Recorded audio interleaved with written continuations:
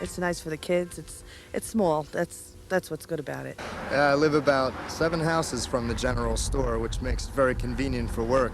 We take care of every aspect of police work, even dubbing as dog catcher in many cases.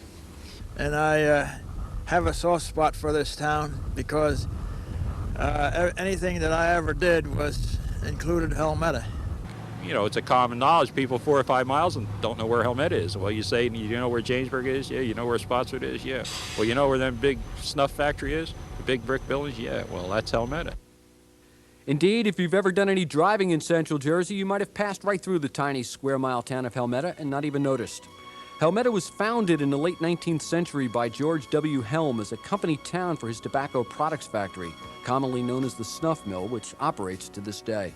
A walk through town is like stepping back in time. Helmetta has remained virtually unchanged for a century, its population barely topping 1,000. The residents of Helmetta gave us their impressions of the quality of small-town life, both past and present. The general store is like the main point of the town, the focal point. People are very close, and everybody knows everybody else, and, you know, we're all friends, and that's what's nice about it. So what are you doing, sir?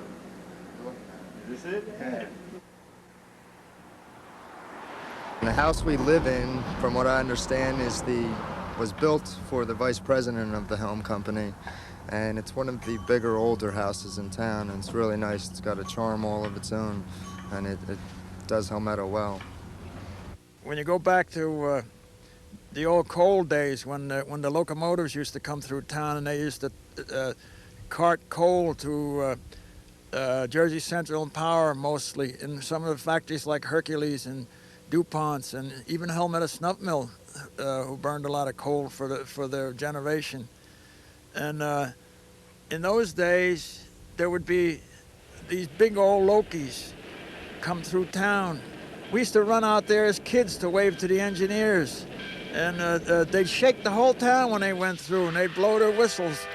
The women would be hanging their clothes out, because there was no such thing as dryers in those days. They'd hang their clothes out, and the smoke would and the soot would be all over there, and it didn't bother them. The old-timers used to love those Lokies when they went through. We hated to see them leave.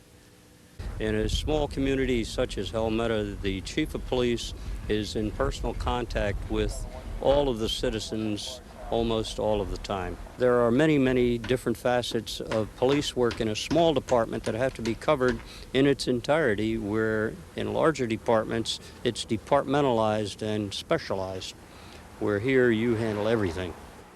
Almost all of the houses in town are factory houses that were built and maintained by the Helm Company.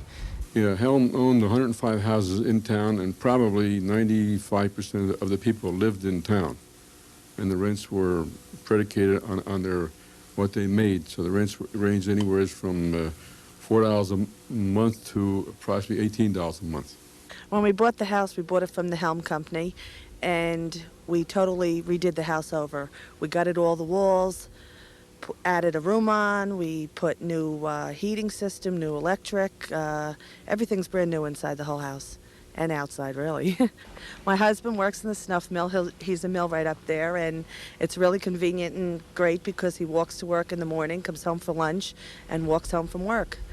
It's nice. Helmetta celebrates its 100th birthday this year, and for the first time, dramatic change is on the horizon.